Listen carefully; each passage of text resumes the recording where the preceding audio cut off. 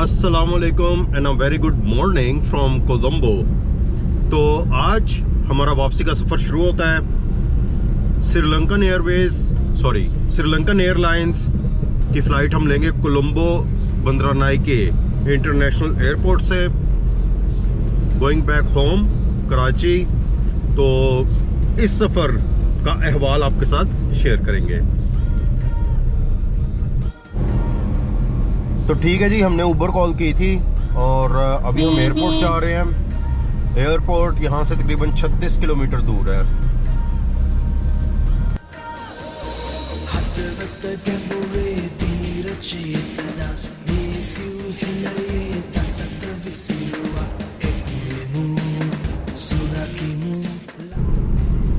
बहुत अच्छे एक्सपीरियंसेस और मेमोरीज लेके मैं श्रीलंका से जा रहा हूँ।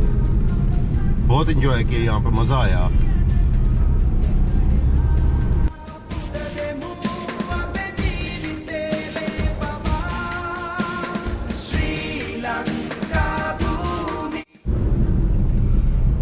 बारह दिनों का मेरा टूर था, लेकिन 12 दिन काफ़ी नहीं थे। अभी भी मैं चाहता था कि मैं नॉर्दर्न एरियाज़ जो श्रीलंका के हैं उसमें जाऊं। ये वो वाले नॉर्दर्न एरियाज़ नहीं हैं जो हमारे हैं। मेरा मतलब ये कि जो तमिल सूबा है ऊपर, जहाँ पे जाफना वगैरह हैं, वहाँ पे ज़्यादा वहाँ का एक्सपीरियंस करता, लेकिन उसके लिए टाइम नहीं बचा था। प्रॉब्लम ये है कि श्रीलंका में डोमेस्टिक फ़्लाइट्स का भी कोई इतना ख़ास अरेंजमेंट नहीं है। तो अगर मैं बाय ट्रेन या बाय बस जाता तो बड़ी देर लग जाती, और मैं पहले ही थका हुआ हूँ इतने दिन घूम फिर के, तो टाइम नहीं था, वरना मैं जाफना भी ज़रूर जाता।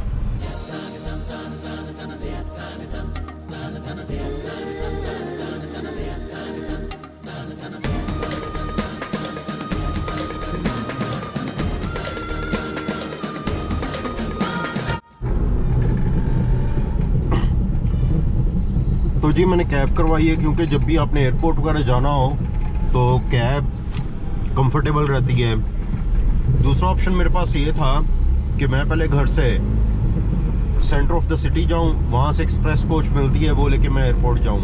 वो ऑप्शन तो सस्ता था, लेकिन सेंटर ऑफ द सिटी जाके ट्रैफिक में फंसने वाली बात थी, और फिर ये ना हो गए बंदा फ्लाइट से लेट हो जाए। तो इसलिए फिर मैंने कैब कर ली।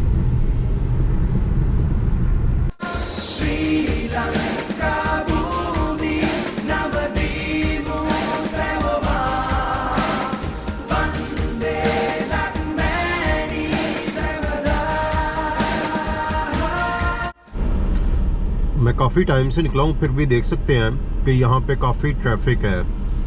तो बेहतर यही होता है बंदा टाइम से निकल आए। मैं घर से फ़्लाइट के टाइम से तकरीबन 3.25 घंटे पहले निकला हूँ।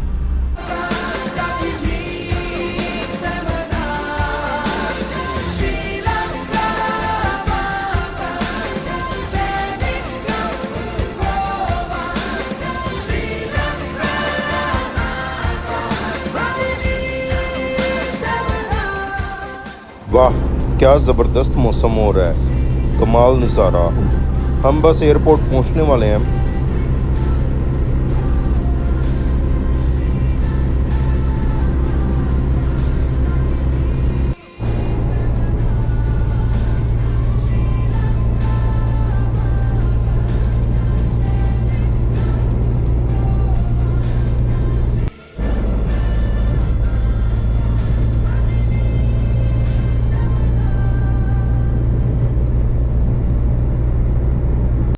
लो जी, बारिश शुरू हो गई है।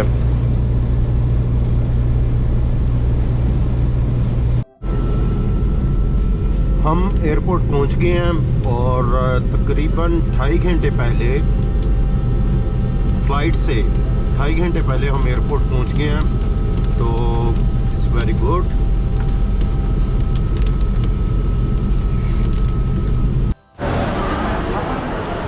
तो ठीक है जी, अंदर चलते हैं और एक काम करते हैं, कोशिश करते हैं कि कोई मनी एक्सचेंज मिल जाए।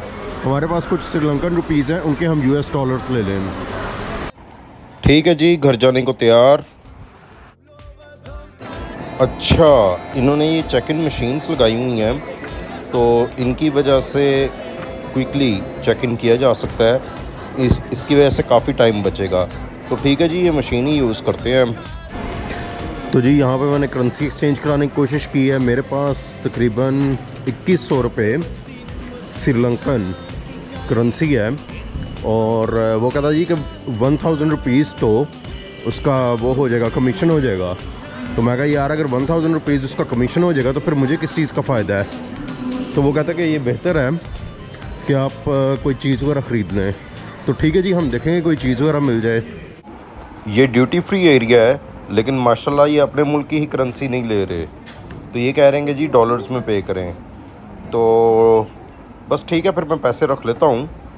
यार मुझे चाहिए था, या तो मैं उबर वाले को ही दे देता, जा ऐश कर टिप ले ले, लेकिन अब बस रखते हैं इसको, और होपफुली कि नेक्स्ट कभी श्रीलंका आना हुआ तो उस वक्त खर्च कर देंगे। इनका अच्छा ड्यूटी फ्री एरिया है।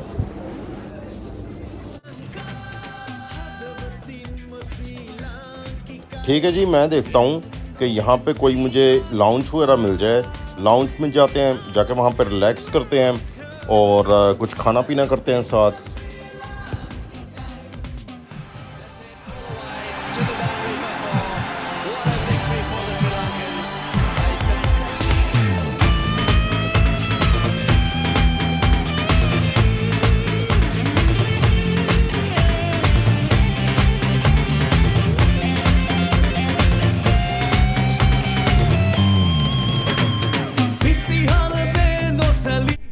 सो वेलकम टू एग्जीक्यूटिव लाउंज। कुछ खाते पीते हैं यहाँ से, और उसके बाद फिर बोर्डिंग का वेट करते हैं। तो जी यहाँ पे खाना है, मुख्तलिफ़ किस्म के सालन है, ऑमलेट है, चिकन है, लेकिन राइस नहीं है। ब्रेड वगैरह है, लेकिन ब्रेड टोस्टेड नहीं है। आई थिंक यहाँ पे शायद टोस्टर वगैरह होगा। Non alcoholic drinks. तो जी ये चीज़ें खाने पीने की यहाँ पे। तो ठीक है जी, मैंने ये खाना निकाला है। ये ऑमलेट है और साथ में इसके चिकन है।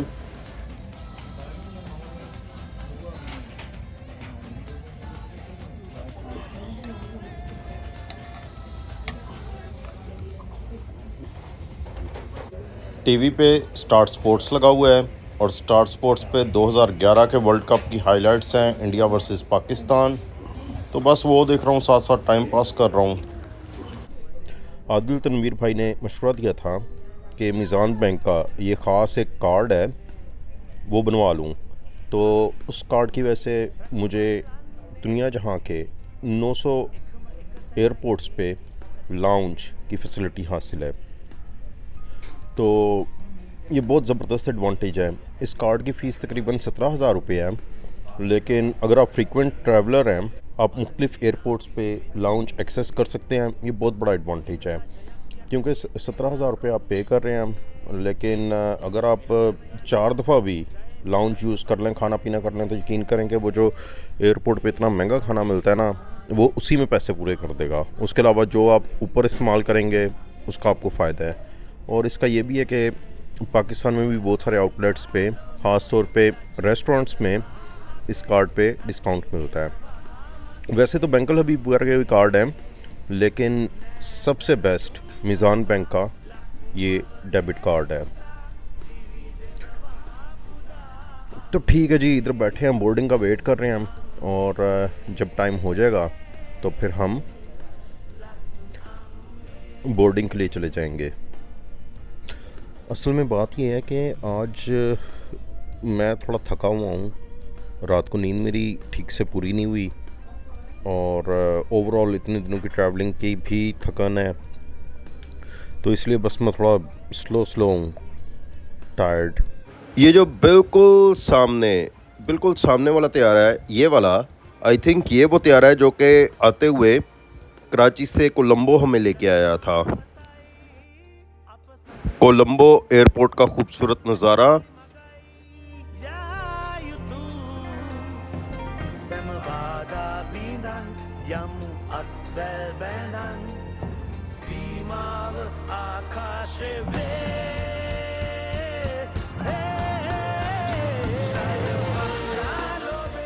अच्छा, ये श्रीलंकन एयरलाइंस के लोगों में असल में परिंदा मोर बना हुआ है। मैं समझता था ये मिर्च बनी हुई है।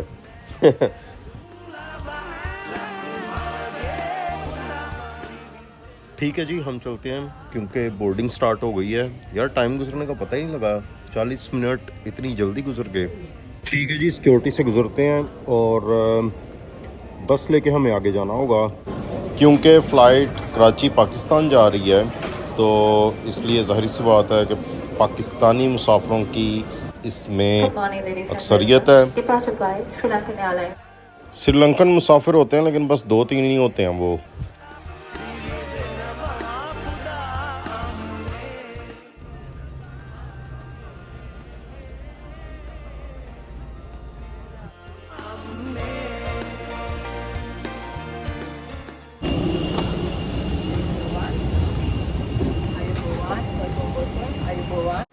वाह वाह, क्या एसी चल रहा है, कैसे वो धुएं छोड़ रहा है एसी, मज़े की कूलिंग है।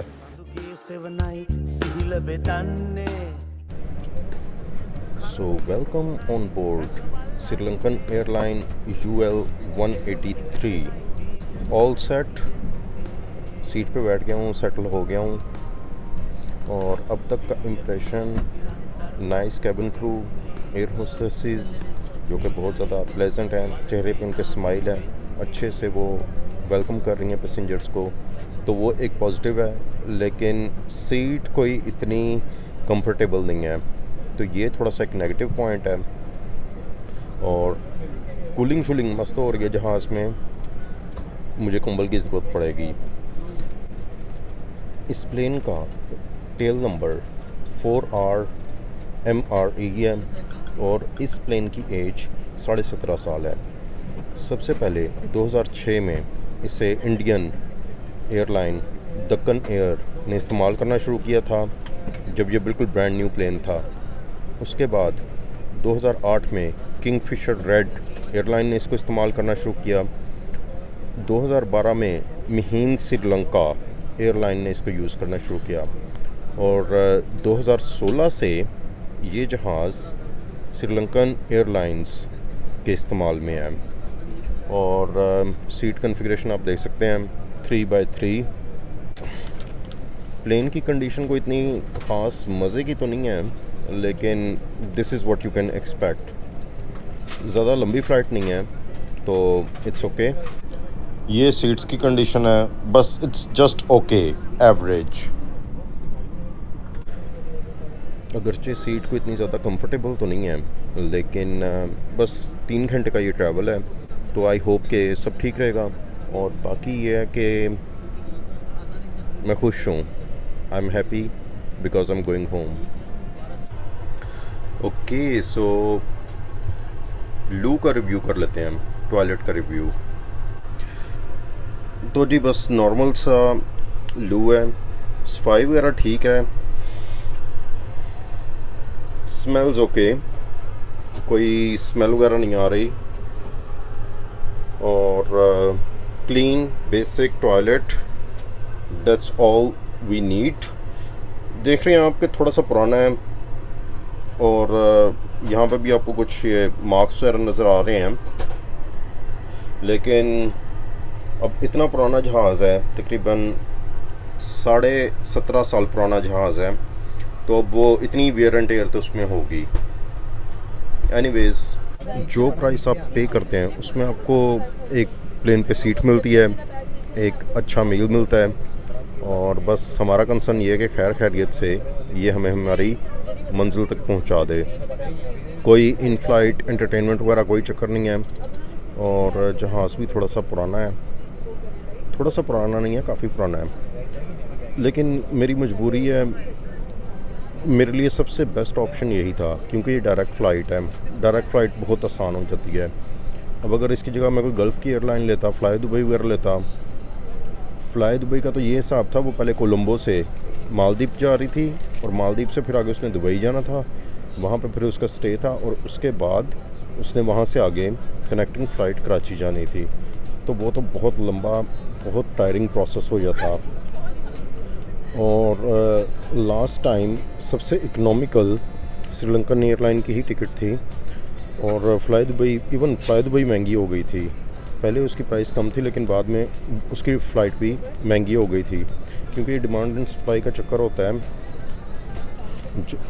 अगर अगर ज़्यादा कस्टमर नहीं हैं तो ये प्राइसेस लो कर देते हैं। एक सर्टन लेवल से ऊपर जब इनको बुकिंग्स मिल जाएं उसके बाद फिर ये प्राइस बढ़ा देते हैं, और जो आखिरी सीटें होती हैं वो फिर सबसे महंगी बेचते हैं। इस फ़्लाइट पे कैबिन क्रू और अमले की तादाद थोड़ी ज़्यादा लग रही है। ये एयर होस्टेसेस यहाँ पे बैठी हैं और पहले इनके साथ एक पायलट भी आके पीछे बैठा हुआ था, तो शायद इनका आगे से कोई और जहाज़ ही लेके आ रहे हों जिस पे इनको क्रू की ज़रूरत हो, उसकी वजह से ये एक्स्ट्रा एयर होस्टेसेस और पायलट इस फ़्लाइट में जा रहे हैं। तो ये पैसेंजर सीट्स पे ही बैठे हैं।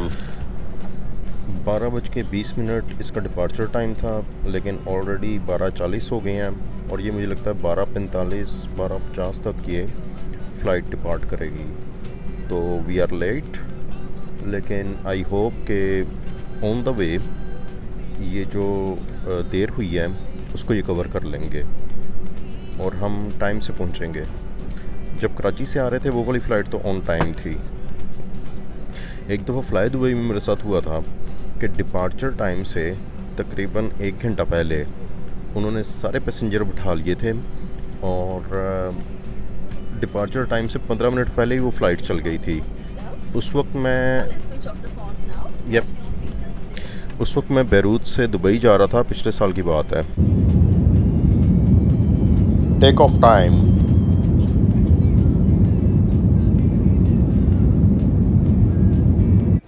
क्योंकि इन फ़्लाइट एंटरटेनमेंट तो नहीं है, तो मैंने अपने मोबाइल पे ही Netflix series Orange is the New Black का एपिसोड लगा लिया है। ये इंटरनेट से नहीं चल रहा, ये मैंने ऑलरेडी डाउनलोड करके रखे हुए हैं। तो अपने एंड्रॉयड फ़ोन में मैंने काफ़ी सारे एपिसोड्स और मूवीज़ वगैरह डाउनलोड करके रखी होती हैं, क्योंकि अगर इंटरनेट ना हो तो ये बड़ी ज़बरदस्त एंटरटेनमेंट हो जाती है। तो जी ये खाना है राइस और चिकन करी, जो कि ओके थी, इट वाज गुड। साथ में ये चना चाट है। तो ये हो गया हमारा खाना। ठीक है जी, इसको एंजॉय करते हैं।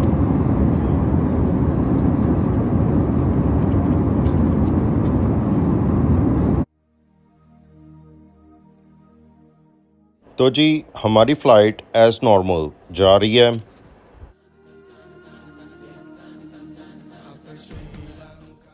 ठीक है जी, मैं फ़्लाइट एंजॉय कर रहा हूँ और साथ साथ मोबाइल पे जो वेब सीरीज़ है उसका एपिसोड वगैरह देख रहा हूँ, और ओवरऑल अगर देखा जाए तो फ़्लाइट मस्त जा रही है।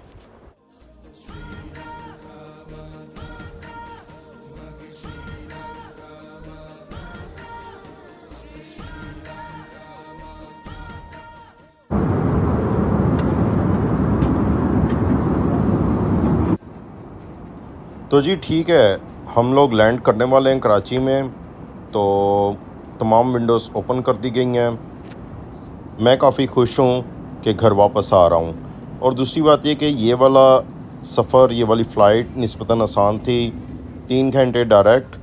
वरना नॉर्मली ये होता है कि किसी दूसरे कंट्री और स्पेशली गल्फ़ वगैरह में जाके कनेक्टिंग फ़्लाइट लेना पड़ती है, उसमें टाइम भी लगता है, तो वो बहुत ज़्यादा टायरिंग हो जाता है। सो लैंडिंग इन कराची। अभी सारे मुसाफिर उतर के दौड़ पड़ेंगे।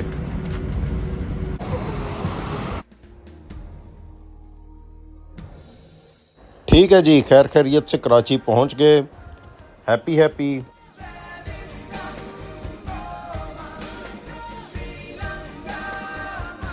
इमिग्रेशन पे चलते हैं और उम्मीद करते हैं कि इमिग्रेशन पे ज़्यादा रश ना हो। तो अच्छी बात यह है कि इमिग्रेशन पे रश नहीं है, क्योंकि रश आता है ज़्यादा गल्फ़ की एयरलाइंस में। तो ये श्रीलंकन एयरलाइंस है और ये बिज़नेस क्लास फर्स्ट क्लास लिखा हुआ है सफारती, लेकिन इससे कोई फ़र्क नहीं पड़ता। हम तो पाकिस्तानी पासपोर्ट पे अपनी एंट्री दे रहे हैं। तो अगर गल्फ़ की एयरलाइंस आएँ तब बहुत रश पड़ता है। श्रीलंकन एयरलाइंस अकेली फ़्लाइट इस टाइम आई है, तो इस पे तो रश नहीं है। कई दफ़ा इस तरह होता है कि गल्फ़ की 3-4 फ़्लाइटें इकट्ठी आती हैं, फिर यहाँ पे वो रश मचता है कि बस। ठीक है जी, इमिग्रेशन हो गई, अब हम निकलते हैं, अपना सामान लेते हैं। वो रहा मेरा बैग, भागो भागो भागो, ओए कहाँ गया सॉरी।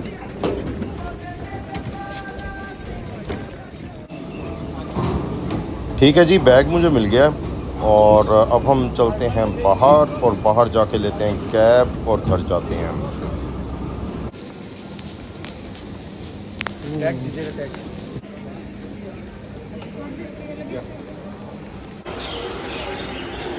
यार कैसी सड़ती हुई गर्मी है कराची में तो। ठीक है जी, कैब लेते हैं और घर चलते हैं हम।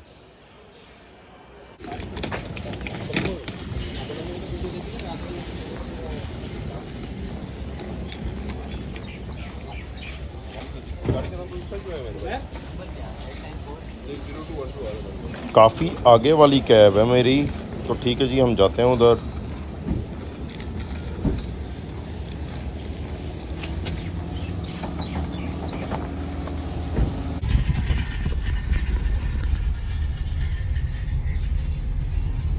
तो ठीक है दोस्तों, यहाँ पे मैं आज के वीलॉग को ख़त्म करता हूँ।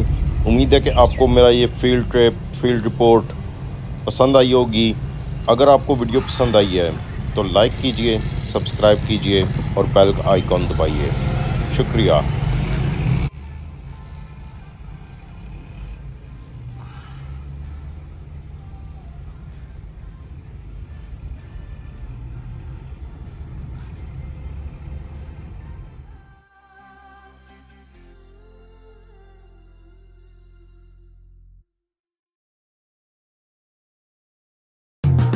Hiruge kiranai unuhuma denne sanduge sevanai